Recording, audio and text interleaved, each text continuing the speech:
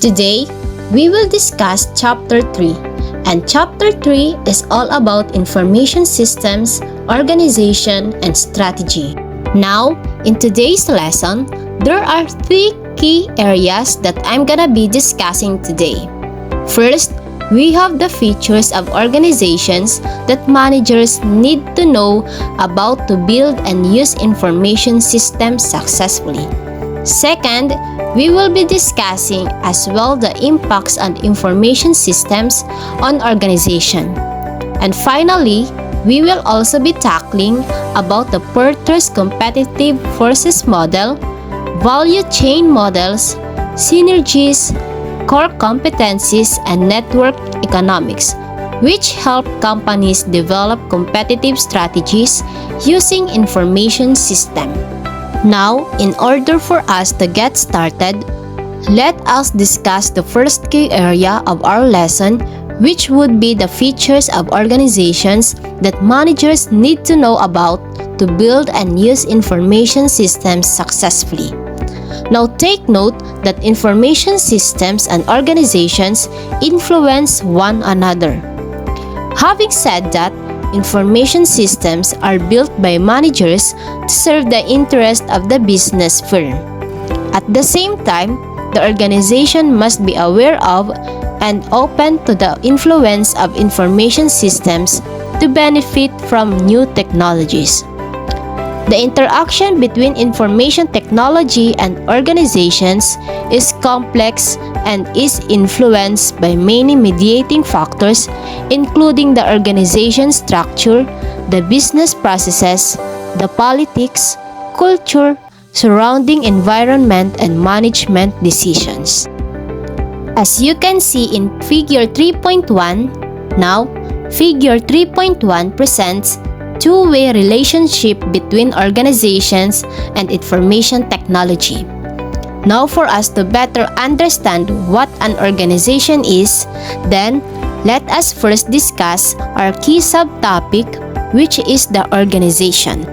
So, if we say organization, it is a stable formal social structure that takes resources from the environment and processes them to produce output.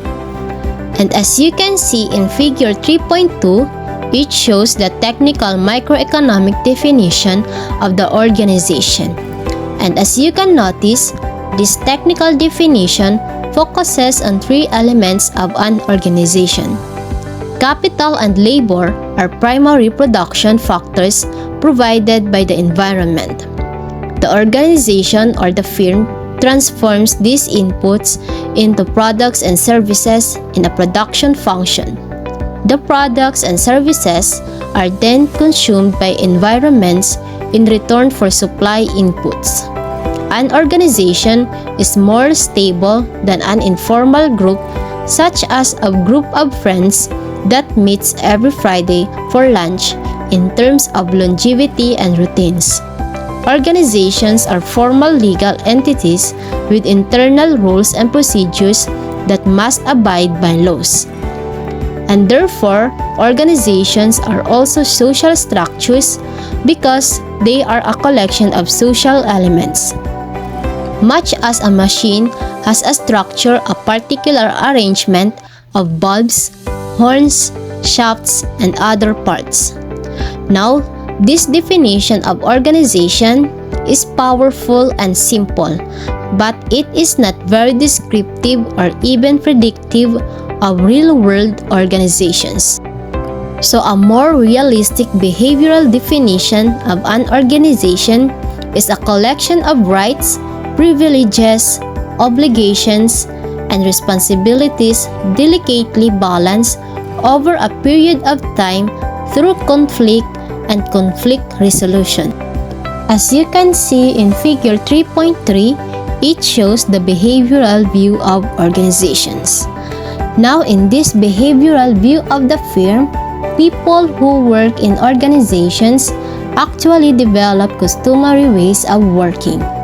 When I say customary ways of working, what I mean about that, they gain attachments, the existing relationship and they make arrangements with subordinates and superiors about how work will be done, the amount of work that will be done, and under what conditions work will be done.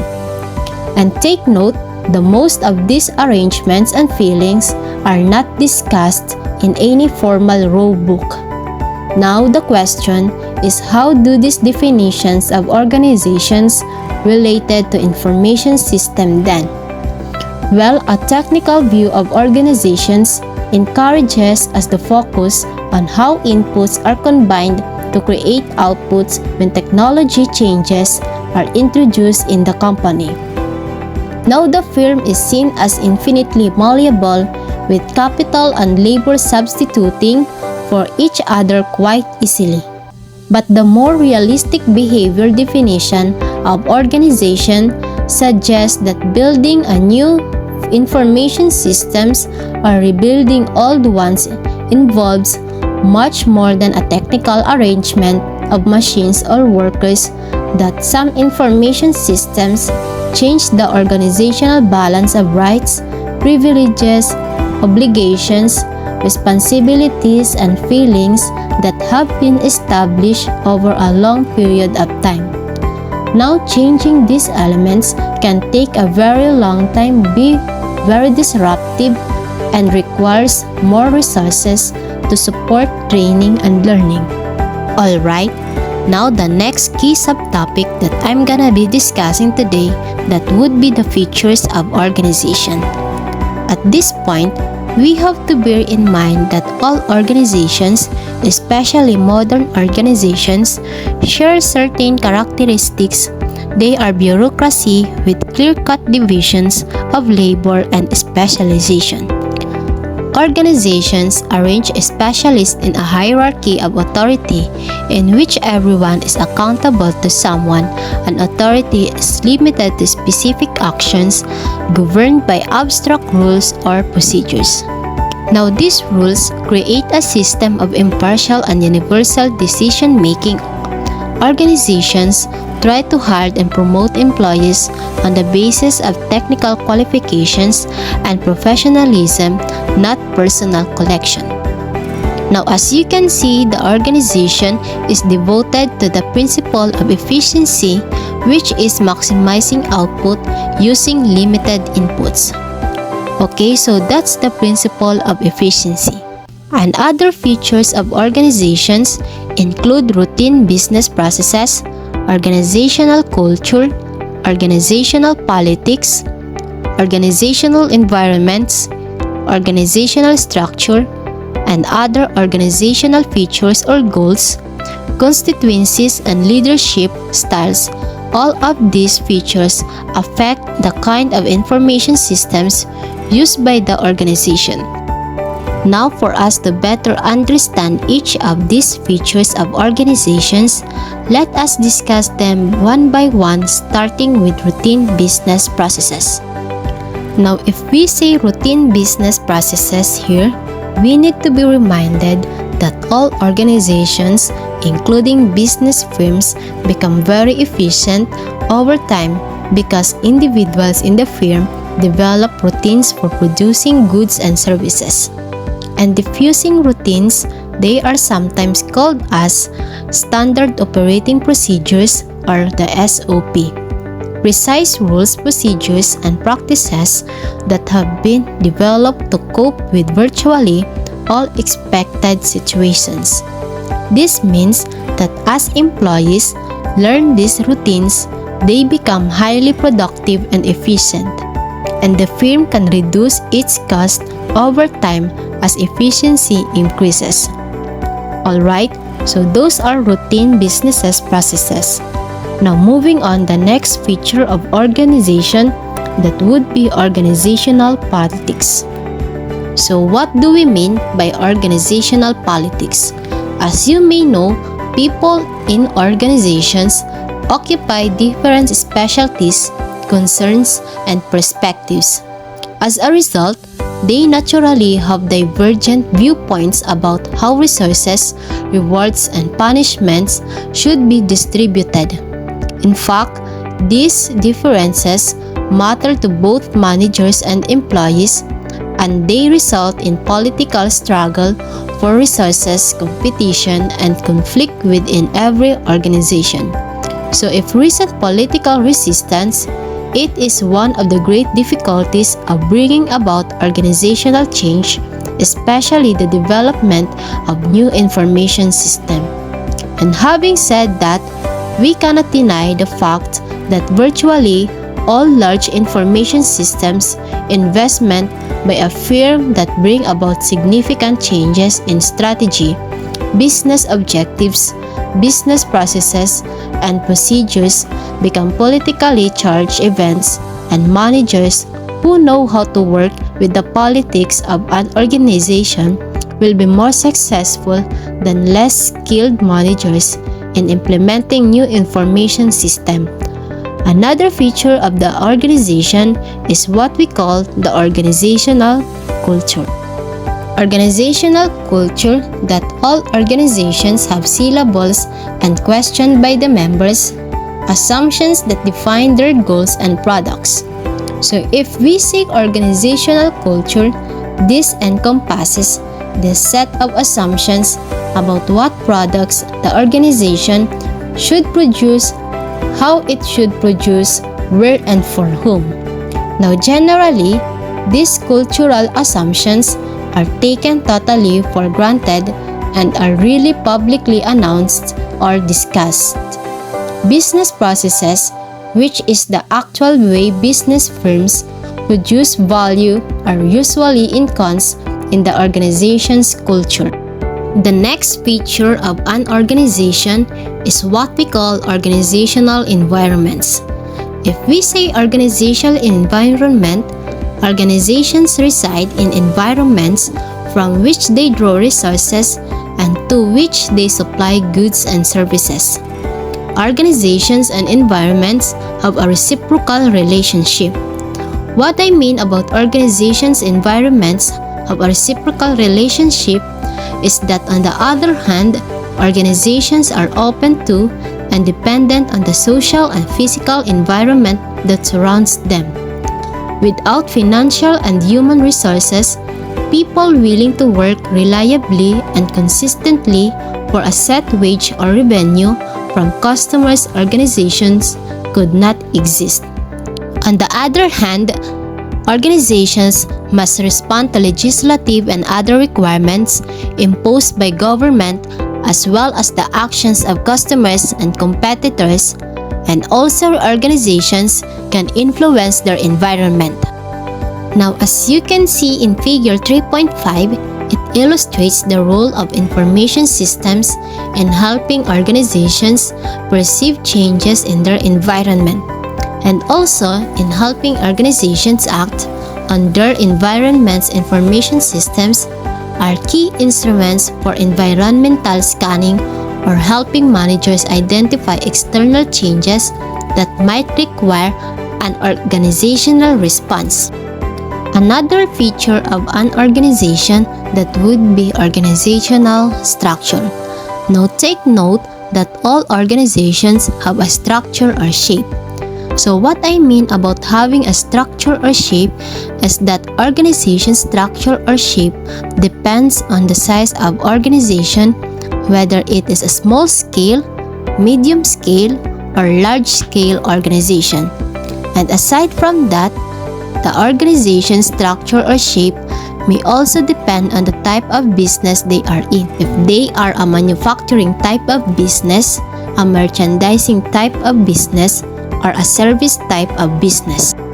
Now, as you can see in table 3.2, it illustrates an example of an organization structure. Now, you have the organizational type, so we have entrepreneurial structure, machine bureaucracy, divisionalized bureaucracy, professional bureaucracy, and advocacy as well. Each of these types have their own description and example.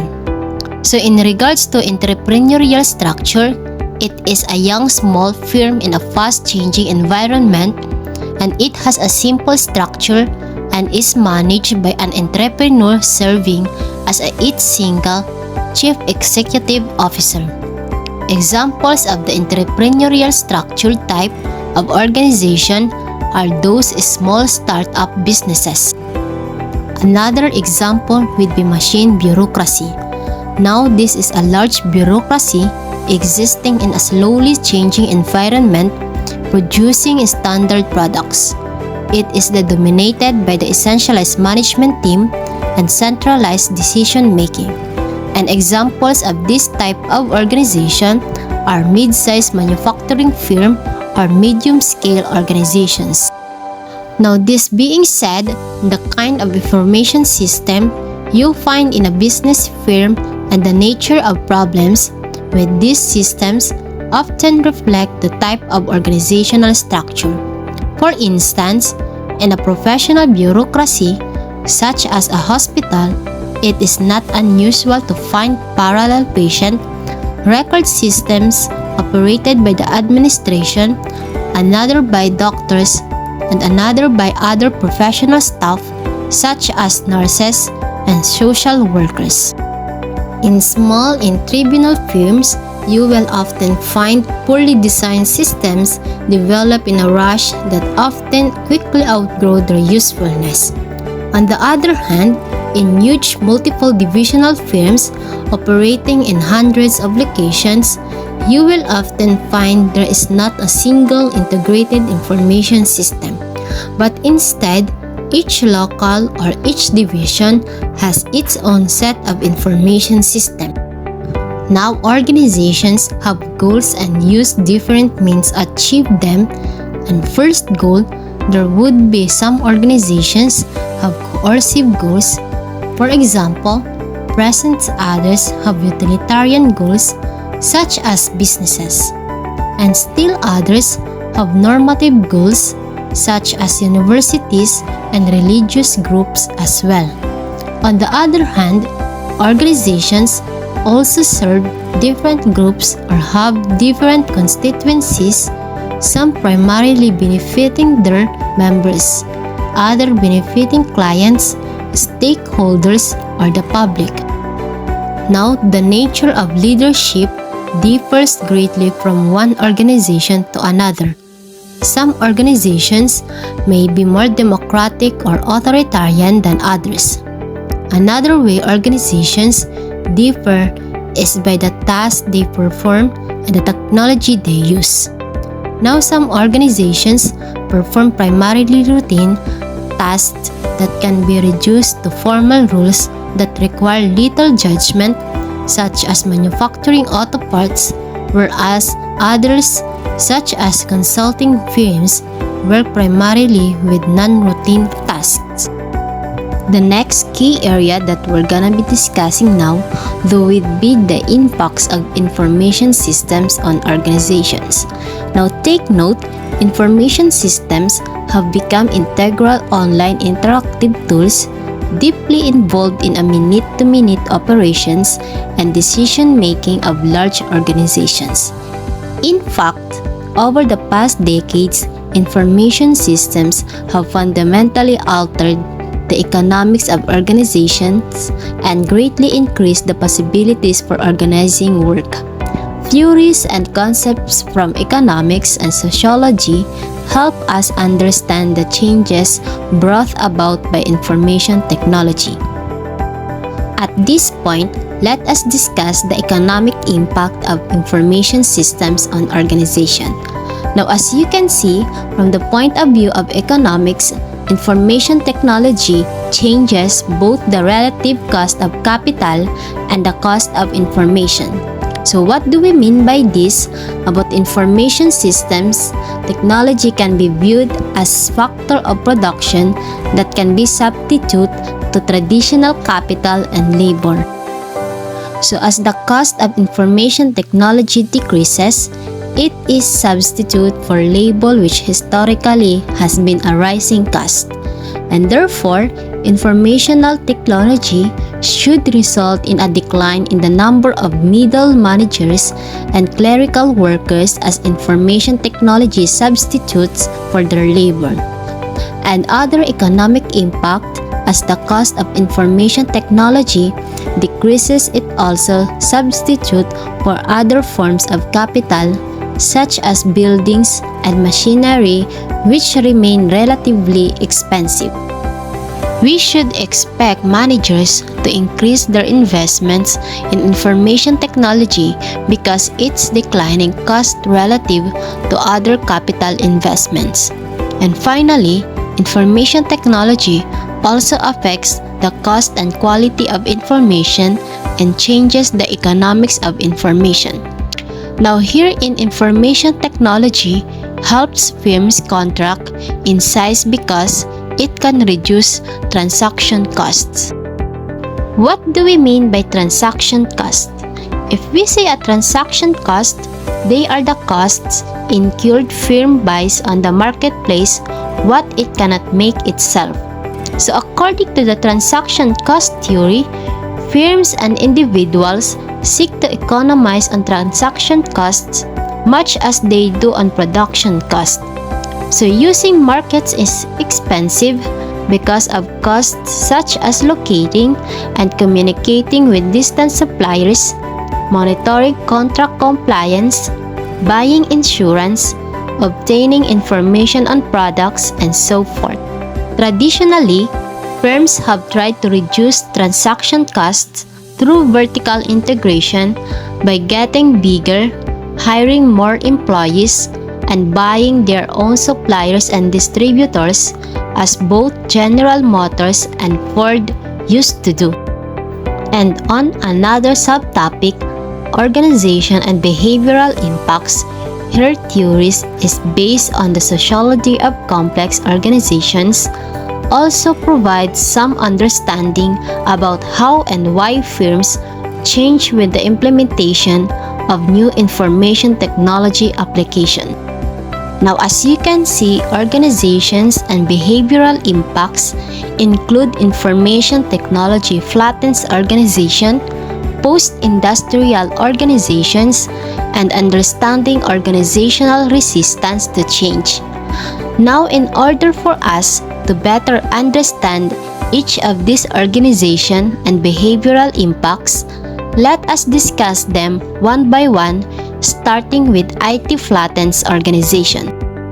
Now, if you can notice, in the past, large bureaucratic organizations, which primarily developed before the computer age, are often inefficient, slow to change, and less competitive than newly created organizations. Now, some of these large organizations have downsized, reducing the number of employees and the number of levels in their organizational hierarchies. And behavioral researchers have theorized as well that information technology facilitates flattening of hierarchies by broadening the distribution of information to empower lower-level employees and increase management efficiencies. So as you can see in figure 3.6, it illustrates flattening of organizations. Now, as you can notice, IT pushes decision-making rights lower in the organization because lower-level employees receive the information they need to make decisions without supervision. Now, this empowerment is also possible because of higher educational levels among the workforce, which give employees the capabilities to make intelligent decisions. And because managers now receive so much more accurate information on time, they become much faster at making decisions, so fewer managers are required. So therefore, management costs decline as a percentage of revenues and the hierarchy becomes more efficient. On the other hand, for post-industrial organization, as you can see, both industrial theories based more on history and sociology than economics also support the notion that IT should flatten hierarchies. In post-industrial societies, authority increasingly relies on knowledge and competence and not merely on formal positions. And so for that matter, Hence, the shape of organizations flattens because professional workers tend to self-managing and decision-making should become more decentralized as knowledge and information become more widespread throughout the firm. And in understanding organizational resistance to change, remember that information systems inevitably become bound up in organizational politics because they influence access to a key resource, namely information. So information systems can affect who does what to whom, when, where, and how in an organization. As you can see in figure 3.7, it illustrates the organizational resistance to information systems innovations. Here, changes in technology are observed, interpreted, deflected, and defeated by organizational tasks, arrangements, structures, and people. Now, in this model, the only way to bring about change is to change the technology, tasks, structures, and people simultaneously. And other authors have spoken about the need to unfreeze organizations before introducing an innovation, quickly implementing it, and refreezing or institutionalizing change. Alright, the next key area that we're gonna be discussing right now, that would be the Porter's competitive forces. As you may know, in almost every industry you examine, you will find that some firms do better than most others. There's almost always a standout firm. Now, in the automotive industry, for example, Toyota is considered a superior performer. In pure online retail, Amazon is the leader. In offline retail, Walmart, the largest retailer on earth, is the leader. In online music, Apple iTunes is considered the leader with more than 60% of the downloaded music market. And in the related industry of digital music players, the iPod is the leader. And in the web search, Google is considered the leader. Now, firms that do better than others are said to have a competitive advantage over others. They either have access to special resources that others do not, or we are able to use commonly available resources more efficiently, usually because of superior knowledge and information assets. So, Porter's competitive forces model is the most widely used model for understanding competitive advantages. And this model provides a general view of the firm, its competitors, and the firm's environment. Now, as you can see in figure 3.8, it illustrates Porter's competitive forces model, and earlier in this chapter, we described the importance of firms' environment and the dependence of firms on the environment. Now, having said that, Porter's model is all about the firm's general business environment. And in this model, 5 competitive forces shape the fate of the firm. We have the traditional competitors, the new market entrants, the substitute products and services, the customers, and finally the suppliers. Now, in order for us to better understand each of these competitive forces model, let us discuss them one by one, starting with the traditional competitors. Now, for traditional competitors, all firms share market space with other competitors who are continuously devising new, more efficient ways to produce by introducing new products and services and attempting to attract customers by developing their brands and imposing switching costs on their customers. On the other hand, for new market entrants, take note that in a free economy with mobile labor and financial resources, new companies are always entering the marketplace right now. In some industries, there are very low barriers to entry, whereas in other industries, entry is very difficult. On substitute products and services, in just about every industry, there are substitutes that your customers might use if your prices become too high. So new technologies create new substitutes all the time. And on the customer side, take note that a profitable company depends in large measure on its ability to attract and retain customers, while denying them to competitors and change high prices. Now remember, the power of customers grows if they can easily switch to a competitor's products and services, or if they can force a business and its competitors to compete on price alone in a transparent marketplace where there is little product differentiation. All prices are known instantly. And finally, we have suppliers. Now here, the market power of suppliers can have a significant impact on firm profits, especially when the firm cannot raise prices as fast as can suppliers. So the more different suppliers in terms of price, quality, and delivery schedules. This is all about Porter's competitive forces model. If you wish your business would like to gain a competitive advantage, can employ Porter's competitive forces model.